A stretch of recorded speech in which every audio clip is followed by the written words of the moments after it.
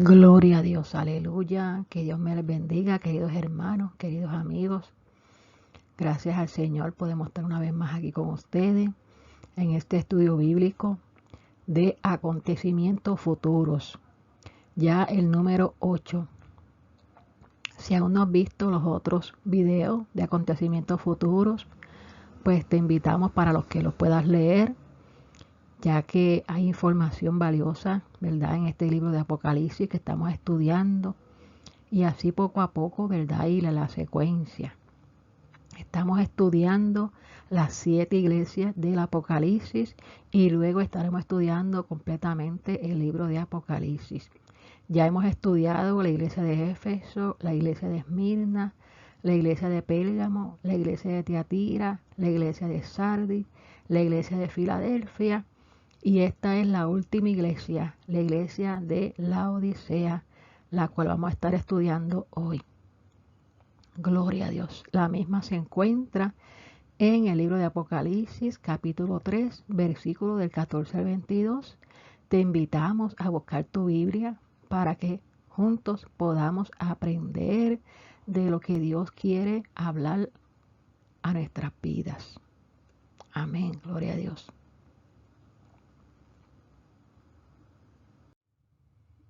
Gloria sea el nombre del Señor.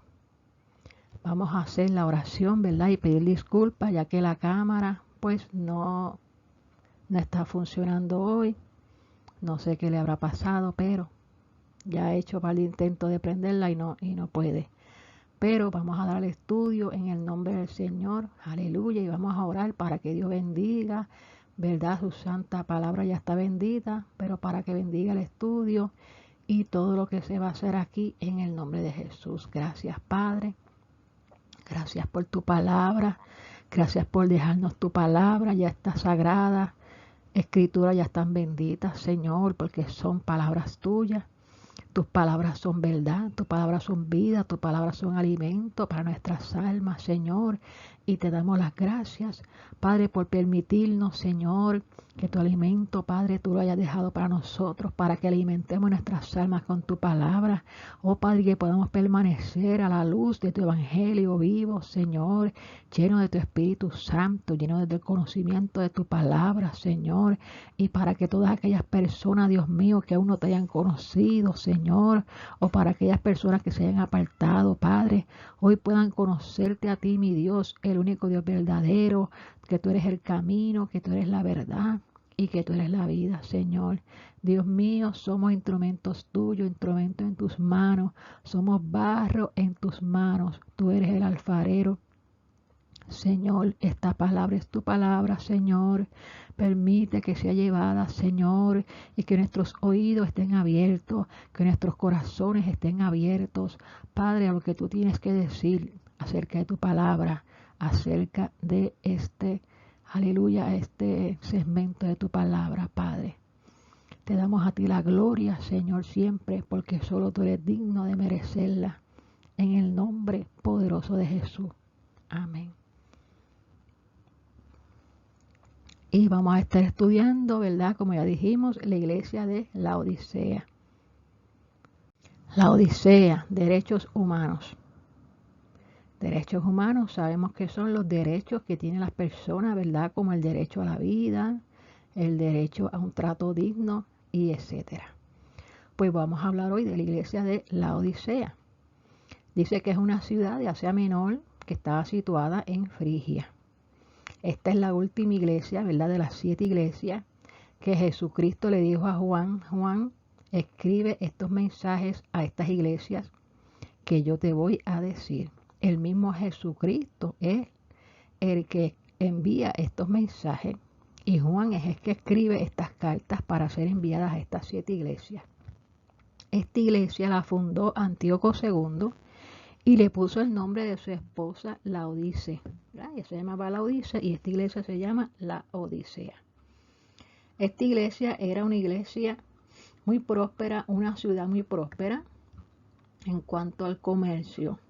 Nos dice la historia que en el año 60 después de Cristo hubo un terremoto muy desastroso, catastrófico, y destruyeron esta ciudad. Sin embargo, que Roma les ofreció ayuda para reconstruirla y ellos se negaron, ya que era una ciudad muy rica y muy poderosa. Era la más rica de estas 7 ciudades. Era la más rica de estas 7 ciudades. Era poseedora de ricos pastos donde ellos empezaban a criar estas ovejas y en ese proceso pues lograron producir lana negra. Los ganadores lograron producir lana negra porque eran poseedores de unos pastos ricos para criar las ovejas y se dedicaban a hacer lana negra. Esta iglesia se conocía por su industria bancaria, se conocía por la confección de esta lana negra y también tenían una escuela de medicina que ellos producían. Esta escuela de medicina producía un ungüento para los ojos y polvos medicinales. Producían ungüento para los ojos y polvos medicinales en esta escuela de medicina. Fíjense que ellos eran ricos, ¿verdad? Tenían telas, lanas, tenían ungüentos, tenían esta escuela de medicina. Pero tenían problemas con el agua. El agua de allí se construyó un acueducto. Ese acueducto, ¿verdad?, llevaba agua desde Hierápolis, que era una ciudad que tenía unos manantiales de agua caliente. Pero ¿qué pasa? Que esa agua, cuando llegaba por esos conductos, pues no llegaba fría ni llegaba caliente, llegaba tibia. Y así mismo estaba esta iglesia espiritualmente. Era una iglesia que no estaba fría y que no estaba caliente. Era una iglesia tibia como el agua que llegaba a la ciudad. Esta iglesia representa el último periodo de la iglesia, el que estamos viviendo nosotros hoy en día, que comenzó alrededor del 1900 y terminará con el regreso de Cristo, ¿verdad?, a buscar a su iglesia, ¿verdad?, en la plenitud de los gentiles, porque ahora el evangelio está siendo predicado a los gentiles. Cuando Cristo venga a arrebatar la iglesia, pues ahí terminará este periodo de la iglesia y entonces comenzará la gran tribulación.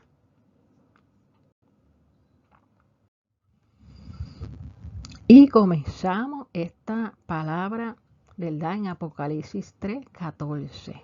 Y dice la palabra: en el nombre del Padre y del Hijo y del Espíritu Santo. Amén. Y escribe al ángel de la iglesia en la Odisea: he aquí el amén, el testigo fiel y verdadero, el principio de la creación de Dios, dice esto. Fíjense que aquí sabemos que escribe el ángel de la iglesia, se refiere al pastor, ¿verdad? Estas cartas son al pastor, ¿verdad?, que es el responsable de la iglesia ante la presencia de Dios, ¿verdad?, en la tierra. El pastor es el que está a cargo, ¿verdad?, de las ovejas, ¿verdad? El pastor es el que ora por las almas, el pastor es el que está, ¿verdad?, como líder principal de las iglesias. Por tanto, estas cartas que Jesucristo le dio, estos mensajes que Juan los escribiera, eran para el pastor, pero obviamente, ¿verdad?, para la iglesia, para que el pastor le diera el mensaje a las iglesias, ¿verdad?, ya sea de elogio, ya sea de reprensión, ya sea de arrepentimiento. Pues el pastor, ¿verdad?, es responsable de dar el mensaje como el Señor se lo ha mandado. ¿Para qué? Para que la iglesia busque más de Dios, para que la iglesia, ¿verdad?, se edifique, para que la iglesia se reconcilie con Dios, para que la iglesia haya arrepentimiento, ¿verdad?, y haya una humillación, y para que las cosas marchen, ¿verdad?, como tienen que marchar en los caminos del Señor. Siempre en todas las cartas Jesucristo se les presenta a ellos, ¿verdad?, de diferentes maneras. Y aquí se les presenta como el amén, el testigo fiel y verdadero. En otras cartas Él se ha presentado como el alfa y el omega, como el principio y el fin, porque sabemos que el Señor no tiene principio ni tiene fin, ¿verdad?, porque Él es el Dios todopoderoso. Y aquí vemos que se presenta como el amén, como el testigo fiel y como el verdadero, y como el principio de la creación de Dios.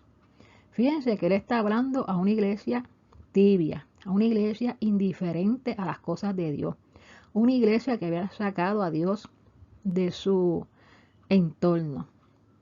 Jesucristo se les presenta como el amén. Cuando nosotros pronunciamos la palabra amén, ¿verdad? Vemos que la palabra amén con acento es una palabra de origen hebreo que significa que así sea. Casi siempre lo hacemos, ¿verdad? Con la afirmación de cosas cristianas, promesas de Dios en la palabra, ¿verdad?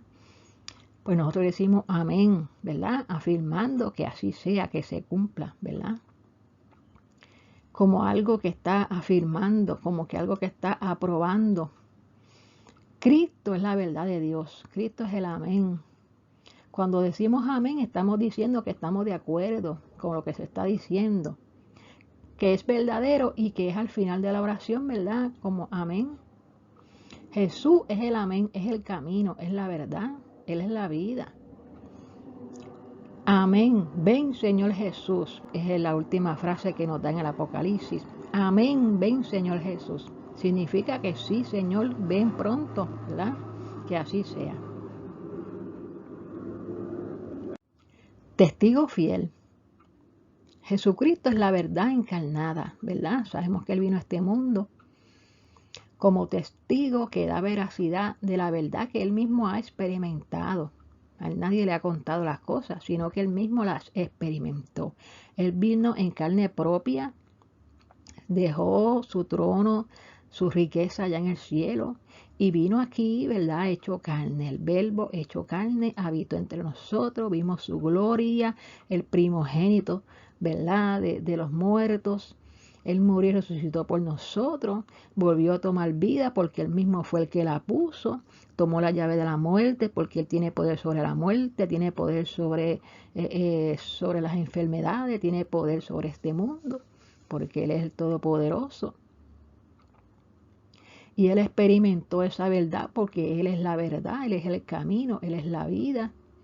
Y la información que Él tiene concerniente a todos estos hechos del Apocalipsis, Él mismo la conoce, Él mismo la sabe y está dando verdad, porque Jesucristo habla la verdad. La verdad, Él es el testigo fiel. Un testigo es una persona que está presente en unos hechos, por tanto puede dar testimonio de lo que pasó ahí, ¿verdad? Porque es una persona que vio y estuvo presente en ese acontecimiento. Asimismo, Jesucristo está presente en todos los hechos del mundo, ¿verdad? Porque Él estuvo ahí en la creación del mundo, Él fue el que creó el mundo. Dice la Biblia que 3 son los que dan testimonio en el cielo, el Padre, el Hijo y el Espíritu Santo, y que estos 3 son uno. Jesucristo tiene un testimonio confiable. Jesucristo es un testigo fiel. Él vio, ¿verdad? Todo. Él mismo vio. Es verdadero porque Él dice y hace lo que dijo que Él hará. Toda su palabra es verdad. El principio de la creación de Dios. Jesús es la fuente de toda la creación. Jesús no tiene principio ni final. Él es el alfa, Él es la omega. Entonces, ¿por qué aquí dice que es el principio de la creación de Dios? Pues vamos a buscar Juan 1, del 1 al 3. Aquí nos dice la palabra. En el principio existía el verbo, y el verbo estaba con Dios, y el verbo era Dios. Todas las cosas fueron hechas por Él, por Jesucristo, y sin Él nada de lo que ha sido hecho fue hecho. Fíjense que Pablo escribe en Colosenses, que vamos a buscar Colosenses 1, 15 al 18. Y dice Pablo que Él es la imagen del Dios invisible, el primogénito de toda la creación, porque en Él fueron creadas todas las cosas, las que hay en los cielos y las que hay en la tierra, sean visibles e invisibles, sean tronos, sean dominios, sean principados, sean potestades, todo fue creado por medio de Él y para Él. Y Él es antes de todas las cosas y todas las cosas en Él subsisten. Y Él es la cabeza del cuerpo que es la iglesia, el que es el principio, el primogénito de entre los muertos, para que en todo tenga la preeminencia. Así que vemos que Jesucristo es el origen ¿verdad? Él es la fuente, Él es el creador. Pero Jesús se está dirigiendo a una iglesia que se cree autosuficiente, que se cree que no necesita nada, que lo tiene todo porque es rica. Esta iglesia pensaba tener el control de todo el mundo porque tenían riquezas, pero Jesús aquí se les presenta como el principio de la creación de Dios porque les está recordando, les está aclarando que Él es quien todo lo tiene. Las personas ricas piensan que todo lo pueden y Jesús les recuerda que todo lo que poseen le pertenece a Dios. Todo proviene de Dios, toda la gloria es de Dios. Jesús es el creador, Él no es una creación, Él es el creador de todas las cosas y a Él pertenece la gloria, la honra, el imperio por los siglos de los siglos. Amén. Ya aquí en el versículo 15 les dice: yo conozco tus obras, que ni eres frío ni caliente. Ojalá fuese frío o caliente. Jesús está viendo a la iglesia de la Odisea. Él no tiene necesidad de que nadie le cuente. No nos podemos esconder de sus ojos. Él sabe lo que hay en el interior del hombre. Él conoce los pensamientos más ocultos y las intenciones del corazón. Él lo ve todo, Él lo sabe todo y lo puede todo. No importa dónde se esconde el hombre para hacer sus obras, Jesús los está mirando, porque Él puede verlo todo.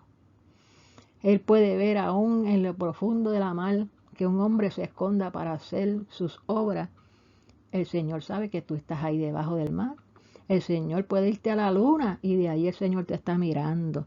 Puedes irte a Marte, al planeta que tú quieras ir y Dios te está mirando.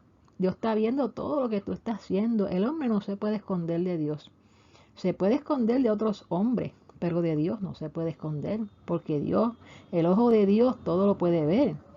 El ojo de Jesús todo lo puede ver. Por eso aquí te está diciendo: yo conozco tus obras. El Señor conoce las obras del hombre. El Señor examina los caminos del hombre. Porque solamente hay dos caminos, dice la palabra de Dios. Solamente hay dos señores. O le servimos a Dios o no le servimos a Dios. Solamente hay dos caminos. El camino hacia Jesucristo. El camino que Jesús, que dio su vida por la humanidad. El camino estrecho que nos lleva a la vida eterna o el camino ancho que nos lleva a la perdición. Solamente hay dos caminos, solamente hay dos señores. Está el camino estrecho, que es Jesucristo, que te lleva a la vida eterna, y está el camino ancho, el camino del diablo, que te lleva a la perdición y a la muerte eterna. Solamente hay dos condiciones aceptables: o eres frío o eres caliente. La persona fría espiritualmente es una persona que está muerta, una persona que todavía no ha recibido la vida espiritual. La persona que está caliente es el creyente que ya fue limpiado de sus pecados, que ya aceptó a Cristo como Salvador y que está caliente porque el Espíritu Santo mora en esa persona, el fuego de Dios mora en esa persona, por lo tanto está caliente. Es una persona que se esfuerza, ¿verdad?, también por buscar de la presencia del Señor. No es una iglesia perseguida como las otras iglesias que vimos, pero tampoco es elogiada. Jesucristo comienza diciéndole que conozco tus obras, que ni eres frío ni eres caliente. Ojalá fuese frío o caliente. Es una iglesia que está entre medio, es una iglesia que está tibia, es una iglesia indiferente, una iglesia moderna. Una iglesia indiferente. Por eso es que nosotros, ¿verdad?, debemos examinar nuestras vidas espirituales que estamos llevando. Y si hay algo que arreglar, Dios nos está viendo. Y nosotros debemos arreglar lo que hay que arreglar para poder estar calientes, para poder estar vivos. Aleluya, tener plena comunión con Dios. Ya el verso 16 Dice, pero por cuanto eres tibio y no frío ni caliente, te vomitaré de mi boca. Jesucristo camina en medio de su iglesia, mirando los candeleros para ver si tienen aceite y arden o están faltos de aceite y se están apagando. Si Jesús no estuviera pendiente, de seguro que la iglesia ya estaría apagada. Pero como aquel sumo sacerdote Aarón estaba velando en el tabernáculo, que esos candeleros estuvieran de día y de noche prendidos, y era el que estaba destinado a echarle aceite, ¿verdad? Cuando se le estaba acabando, él volvía y le echaba aceite 2 veces al día, para que esa luz nunca se apagara. Ahora Cristo, ¿verdad? Dio su vida por nosotros, y ahora Cristo es ese sumo sacerdote que está velando por su iglesia, por su candelero, ¿verdad? Para que no se apague ese aceite que es tipo del Espíritu Santo. Porque la iglesia es luz en medio de estas tinieblas de esta tierra. Y tiene que tener su candelero encendido en todo momento. Jesucristo es el que se pasea en medio de la iglesia. Jesucristo es el que mira la condición de la iglesia. Jesucristo es el que por medio de su Espíritu Santo le da calor a la iglesia. Le echa aceite para que arda, para que su iglesia esté preparada, porque Él la viene a buscar muy pronto y no quiere que a la iglesia le falte el aceite, que es tipo del Espíritu Santo de Dios. Porque cuando estamos llenos del Espíritu Santo tenemos discernimiento y podemos andar en el Espíritu Santo y podemos estar calientes. Sin embargo, cuando se va el Espíritu Santo de la iglesia se pone tibia, se pone indiferente y ya lo que antes hacía no lo está haciendo. Jesucristo nos cuida y es por medio de Él y de su Espíritu Santo que mantiene ese fuego ardiendo en nuestras vidas, en las iglesias. Jesucristo es la luz del mundo y nosotros somos luz en medio de las tinieblas de este mundo. Estamos llamados a alumbrar a otros con la luz de Cristo.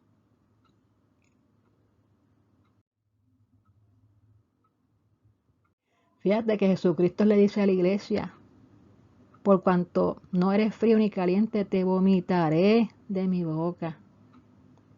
Cuando uno vomita, ¿verdad? Es porque algo nos está cayendo mal, porque algo no nos está agradando. Y el mismo estómago, ¿verdad? Echa para afuera toda comida o toda bebida que nos estamos comiendo. Fíjense en que el agua es importante para nuestra vida. Y ellos tenían problemas con esa agua, porque ellos venían trayendo esa agua por esos conductos de esos manantiales calientes. Y cuando llegaba el agua a la Odisea, llegaba esa agua tibia, no llegaba fría. Y ese era el problema con el agua que ellos estaban teniendo. Pero fíjense cómo Jesucristo ve esta situación y así la compara con la iglesia espiritualmente. Es una iglesia que no está fría, que no está muerta. Es una iglesia que conoce de Dios, pero es una iglesia que está indiferente a las cosas de Dios. Por tanto, el Señor le dice que se arregle su vida. Y el Señor le va a señalar las cosas que tiene que arreglar, porque si no la va a vomitar de su boca, la va a escupir, porque hay cosas que no le agradan a Dios, que hay que sacar de nuestras vidas como iglesia. Y por eso Dios muchas veces las tiene que señalar, para que la persona que quizá no se ha dado cuenta de que ha caído de ese primer amor, de que está indiferente, de que está tibio, y no se da cuenta, Dios tiene que señalar, ¿verdad? ¿Para qué? Para que la persona vuelva de nuevo a buscar de Dios. Aquí tenemos un dibujo que encontré en internet acerca, ¿verdad? De que frío, tibio o caliente. Es un termómetro espiritual, ¿verdad? Y yo lo vi muy práctico, ¿verdad? Para esta enseñanza. Fíjense que aquí en la parte caliente, voy a prender el lapicito. Fíjate que esta es la parte caliente. Y en la parte caliente dice que es el estado espiritual que se aprueba por Dios, ¿verdad? Que es la oración, la lectura diaria, es el discipulado, el adoctrinamiento, ¿verdad? Cuando la persona está caliente, pues busca mucho la oración, busca mucho leer todos los días la palabra. Predicación con el ejemplo, o sea que la persona está predicando lo que está viviendo, ¿verdad? Es obediente a esa palabra y está siendo hacedor de esa palabra. Dice que es el cumplimiento de servicios o colaboración en el ministerio. O sea que en esa iglesia y esos cristianos están cumpliendo con los servicios de los cultos de la iglesia. Llevan una vida, ¿verdad?, cristiana comunitaria. Y hay una asistencia congregacional, o sea, que hay búsqueda de Dios. O sea, que esta iglesia saca tiempo para orar, saca tiempo para leer la Biblia, saca tiempo para ir a su iglesia y congregarse. Tiene confianza en Dios, confía en sus promesas, confía en sus palabras, ¿verdad? Está todo el tiempo ocupado en el reino de Dios y su justicia. Y busca primeramente las cosas de Dios. Y como es una iglesia que se está ocupando en el reino de Dios, es una iglesia que se ha despojado de todo lo que no le agrada a Dios para servir a Dios. Y es una iglesia que ama a Dios y que sirve a su prójimo. Y es una iglesia caliente. Y dice el texto, pues para esto fuiste llamados, porque también Cristo padeció por nosotros, dejándonos ejemplo para que sigáis sus pisadas. Y qué lindo cuando nosotros somos una iglesia que estamos aprobadas por Dios, aprobados por Dios. Pero vamos a ver la tibieza espiritual. Dice que es un afán mundano. Es una persona o una iglesia que está ocupado en el estudio y en el trabajo. En los derechos humanos, como estaba nombrado, la Odisea, significaba así, derechos humanos. Estaban acostumbrados en las cosas de acá abajo. Dice que es un estado espiritual grave a punto de ser vomitado. Gravísimo, gravísimo, ¿verdad? Que Dios vomite a la persona, eso es mortal. Dice que es una persona que tiene poca oración o que solo peticiones por cosas carnales. Dice que es una persona que le da poco tiempo a la lectura bíblica, que no tiene doctrina, ¿verdad? Que asiste muy poco y cuando asiste pues no aporta en nada a la iglesia. Dice que es un incumplimiento de los ministerios o servicios, que no están cumpliendo la doctrina. Dice que viven una vida egoísta, que piensan en sí mismos y no en los demás, como le pasaba a esta iglesia de la Odisea, que se creía autosuficiente porque era una iglesia rica, no necesitaba de nada. Imagínense cuando cayó ese terremoto, que Roma la quiso ayudar económicamente, dijeron, no, pues no necesitamos ayuda de nadie, nosotros estamos bien. Y así hay gente en la iglesia que alguien los quiere ayudar y dicen, no, yo no necesito que nadie me ayude porque yo soy autosuficiente. Y vamos a ver cuál es la temperatura fría. Dice que en el afán mundano, ocupado excesivamente en el mundo, pensando en los bienes materiales y buscando placeres mundanos. Esta persona, ahí no hay oración, ahí no hay lectura bíblica, ahí no hay asistencia y si va hay bien poco que va a la iglesia. Vive una vida para sí mismo, una vida llena de problemas, llena de pecado, llena de mundanalidad, arrastrado por falsos ministros, falsas enseñanzas, religiones vanas, y necesitan a Cristo con urgencia porque están muertos espiritualmente. Están muertos espiritualmente. Fíjese que la iglesia tibia está en el conformismo. Una iglesia que está conforme. Una iglesia que ya perdió la fervorosidad. Entonces el texto 17 dice, porque tú dices, yo soy rico y me he enriquecido y de ninguna cosa tengo necesidad. Y no sabes que tú eres un desventurado, miserable, pobre, ciego y desnudo. Miren para allá todas las cualidades de esta iglesia tibia, ¿verdad? Y de los creyentes tibios.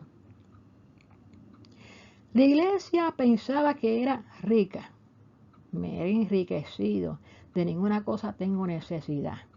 Una cosa es la descripción de la iglesia y otra cosa es la descripción que Dios le dice a la iglesia. Dios le dice, yo te conozco y tú dices que tú eres rico.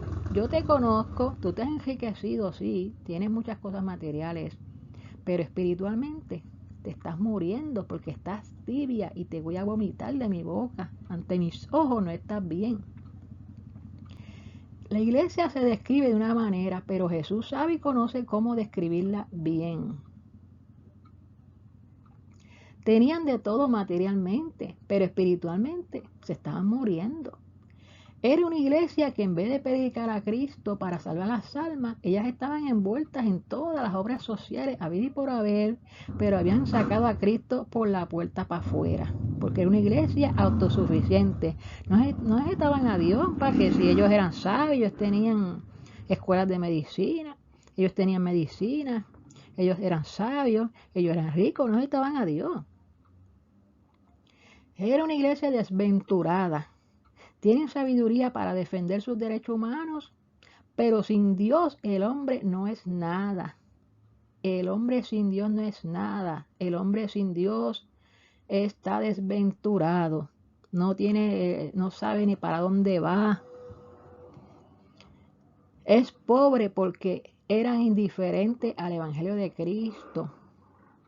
Porque cuando venimos al Señor, ¿verdad? Entonces es que nosotros podemos entrar por el camino y saber que el camino es Cristo y saber a qué rumbo vamos rumbo al cielo, vamos por el camino que Dios nos está dirigiendo en esta vida. Dios nos dirige, tenemos un propósito y un camino, ¿verdad? Y ya no somos pobres. ¿Por qué? Porque Jehová es mi pastor y nada me faltará, porque tenemos tesoros allá arriba celestiales con Dios, y una vida eterna y una salvación que no tienen precio, son incomparables. Una iglesia miserable porque no tenía nada, como el mendigo. Una iglesia mendiga, una iglesia miserable. Una iglesia ciega, a pesar de hacer medicina para la vista, es una iglesia ciega. A pesar de tener una escuela de medicina, no pueden ver su propia condición espiritual, no tienen discernimiento, quieren resolver los problemas pues a través de ellos mismos, quieren resolver sus problemas en su propia mentalidad, con su propio dinero, con su propia sabiduría humana, no quieren resolver los problemas a través de la Biblia, a través del consejo bíblico, a través de la enseñanza de Dios, a través de Cristo, como el Señor nos manda en su palabra, que ponga los problemas en las manos de Dios, porque Dios tiene cuidado de ti. Dios conoce al hombre y sabe cómo el hombre va a empezar y terminar en esta vida, porque antes de que la persona nazca, ya Dios conoce el propósito de esa persona en este mundo. Y Dios tiene un propósito con cada persona. Y la persona tiene que buscar de Dios, porque todos nosotros somos pecadores. No hay uno bueno acá abajo en la tierra. Por eso es que buscamos de Dios, porque Él es el camino, Él es la verdad, Él es la vida. Porque Jesucristo vino para eso mismo, para buscar a los pecadores a un arrepentimiento. Y por eso como iglesia estamos buscando de Dios, porque hemos pasado de ser tinieblas, de ser muertos, de ser frío, hemos pasado a ser luz en medio de las tinieblas, porque Jesucristo es luz. Y nosotros cuando recibimos a Cristo como Salvador, cuando ya nos despojamos del pecado que nos acechaba, hemos venido a ser nuevas criaturas para el Señor. Y ya no hacemos nada para desagradar a Dios. Estamos separados del pecado. Aleluya. Y el Espíritu Santo nos guía a toda la verdad y a toda la justicia, a hacer lo que le agrada a Dios, para poder algún día ser una iglesia levantada en el arrebatamiento de la iglesia, para vivir una vida siempre con Dios allá en la Nueva Jerusalén. Solo Dios transforma y cambia al ser humano, solo Dios llena el alma, solo Dios salva. La sangre de Cristo tiene poder para salvar tu alma, para salvar tu vida. desnudo. ¿Por qué? Porque tienen muchos ritos religiosos, pero no tienen el poder del Espíritu Santo, que es el que te permite estar firme. Aleluya. Por tanto, yo te aconsejo que de mí compres oro fino, oro refinado en fuego, para que seas rico, y vestiduras blancas para vestirte, y que no se descubra la vergüenza de tu desnudez. Y unge tus ojos con colirio para que veas. Fíjate que una persona puede caer en la tibieza porque descuida la oración, descuida la fe, se desvía de Dios y deposita su fe en otras cosas. Fíjate que una persona puede llegar hasta el tibio porque deja de confiar en Dios, deja de leer la Biblia, deja de ir a la iglesia, deja de tomar su cruz y seguir a Dios. La vida espiritual requiere de mucho trabajo, requiere de esfuerzo, ¿verdad? Para buscar a Dios tenemos que todos los días hacernos, ¿verdad? El esfuerzo de buscar a Dios.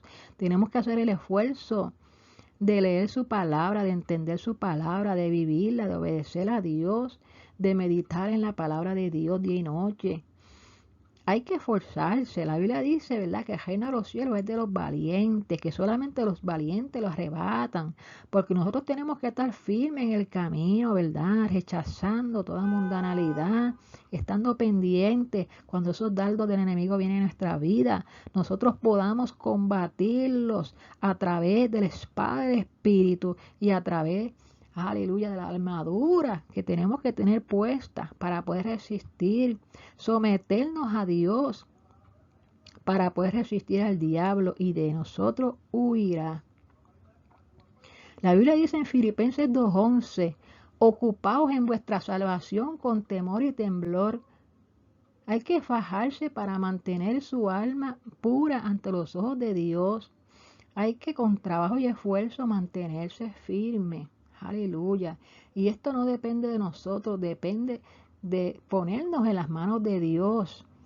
Pedirle a Dios que nos ayude, que su Espíritu Santo nos ayude para poder permanecer firme, porque sin Dios no podemos hacer nada. El descuido también es sacar tiempo para todas las cosas, menos para orar, menos para buscar de Dios. No se nos olvida ir a las tiendas de shopping, no se nos olvida ver la televisión, pero no sacamos el tiempo que tenemos que sacar para leer la Biblia, para orar, para ir a la iglesia. Y si esta enfermedad espiritual no se atiende, se va a apoderar de la persona el desánimo, el desgano por las cosas de Dios, y la persona que va a caer en esta tibieza, mire, Dios la va a vomitar. También cuando se está pecando, cuando se tolera ese pecado, la persona, pues si está pecando, está fallándole a Dios, ¿verdad? A veces pensamos, la mentira no es nada, la codicia no es nada, la envidia no es nada, pero nos convertimos en personas insensibles a las cosas de Dios. Hay que pedirle a Dios que mantenga en nosotros ese temor de Dios. Reconocer el pecado, reconocer cuando se ha caído, cuando se ha dejado el primer amor, y reconocer que hay que arrepentirse y que hay que buscar de Dios. Jesucristo ya le dice lo malo que ellos tenían, ¿verdad? Y ahora les dice qué deben hacer. Yo te aconsejo que de mí compres oro refinado en fuego, para que seas rico. La salvación es el mayor tesoro que podemos adquirir. Y la salvación no se adquiere con dinero, sino a través de la sangre de Jesucristo. Nosotros somos salvos y a través de la fe. Y esto es un regalo de Dios para el hombre.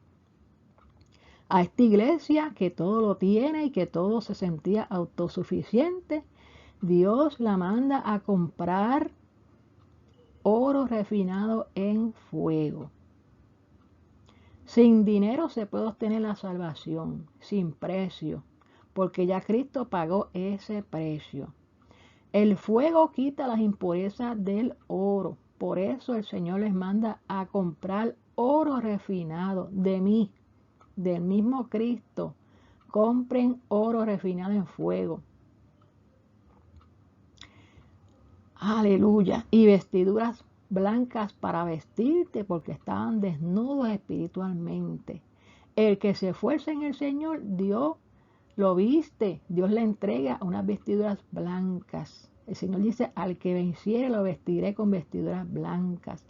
Todos los vencedores en el cielo andan en vestiduras blancas. La vestidura blanca representa la justicia de Cristo, que fueron limpiados de sus pecados con la sangre de Cristo. Y son personas que llevan una vida santa y justa y limpia a los ojos de Dios. Estas vestiduras blancas contrastan con las telas negras de lana negra de la Odisea. Ellos tenían sus vestiduras negras. Y el Señor dice, tienes que tener las vestiduras blancas. Las vestiduras que yo te voy a poner. Después de que Cristo te limpia con su sangre, entonces Jesucristo mismo te pone las vestiduras blancas.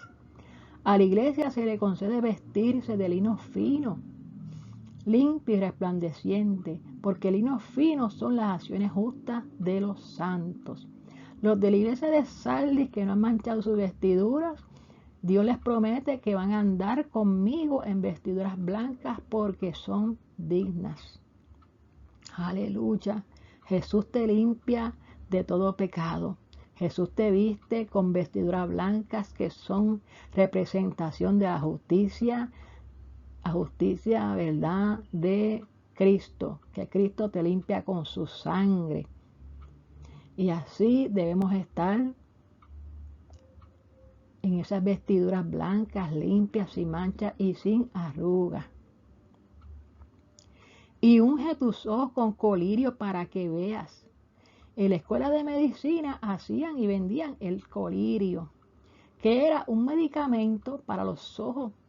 Proveía alivio ante las irritaciones, atacaba los virus y los lavaba, ¿verdad? Solo se debe usar bajo prescripciones médicas. Ellos conocían muy bien el medicamento de colirio porque ellos lo fabricaban en la escuela de medicina. Conocían todo para qué era y cómo hacerlo. Y también lo prescribía, ¿verdad? Médicamente. Sin embargo, ahora el Señor les dice, unge tus ojos con colirio para que veas. ¿Por qué? Porque la tibieza no le deja ver las cosas espirituales. Ella no sabía cómo había caído en esta condición, no se había dado cuenta, ¿verdad? Que era una iglesia tibia. Y el Señor le manda a lavarse los ojos para que pueda ver.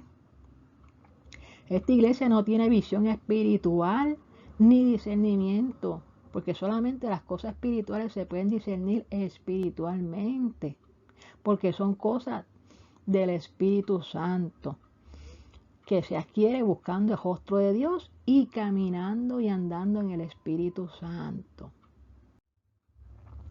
Yo reprendo y castigo a todos los que amo. Sé pues celoso y arrepiéntete. La persona que conoce a Dios tiene que ser celoso con las cosas de Dios y tiene que ver cuál es su condición, ¿verdad? Y si Dios le manda a arrepentirse, pues tiene que hacer obediente, ¿verdad? Dios reprende a los que ama. Dios conoce la condición de cada persona.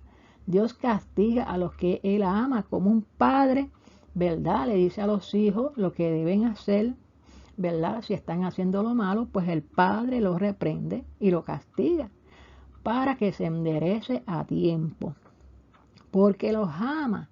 Por tanto, arrepiéntete para que alcance la misericordia de Dios.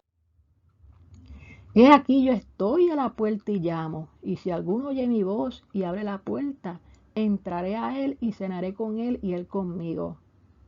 Vemos a Jesús afuera de la iglesia de la Odisea, llamando, tocando a la puerta de la iglesia, para que la iglesia le abra la puerta. Habían sacado a Jesús de la iglesia. Jesús quiere entrar a la iglesia que se cree autosuficiente. Una iglesia que lo habían sacado a él para afuera. Si abre, Jesús entrará al corazón de los feligreses. Él está llamando a un encuentro con Dios. Él está llamando porque Él no va a forzar la puerta, porque Él no fuerza a nadie a servirle. Jesús toca a la puerta y si tú le abres, Él entra a ti por medio de su Espíritu Santo y cambia y transforma tu vida. Él es el único que puede entrar y transformar tu corazón. Espera que la iglesia oiga su voz y se arrepienta, porque Él está llamando para Él ser su Señor y establecer otra vez una relación con Él. Al que venciere le daré que se siente conmigo en mi trono, así como yo he vencido y me he sentado con mi Padre en su trono. El que tiene oído, oiga lo que el Espíritu dice a las iglesias.